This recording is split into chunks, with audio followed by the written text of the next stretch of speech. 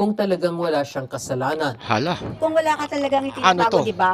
I-face mo na mismong lang. supporter ni Mag-attempt ka Sara Duterte. kung mayroon ka ng invite, Sa ayaw na may matuloy session ang tungkol impeachment. dyan. So pumunta ka, pakita mo sa tao na hindi ka guilty, di ba? Kung wala ka Tama nga naman. talagang ginagawang, Kung wala ka talagang kung kasalanan, hindi totoo yung mga sinasabi nila, well then just harapin go mo. and face it and Pero yung explain ginagawa mong and, pag-iwas na things ganyan, like that. para mo na rin Maging ang inamin grupo dito ng na Duterte may supporters, kasalanan ang ka. Maisog Vancouver ay pabor din na matuloy na ang pagdinig ng Senado sa mga ipinasang impeachment complaint Tama ng lang Kamara naman laban kay Vice President Sara.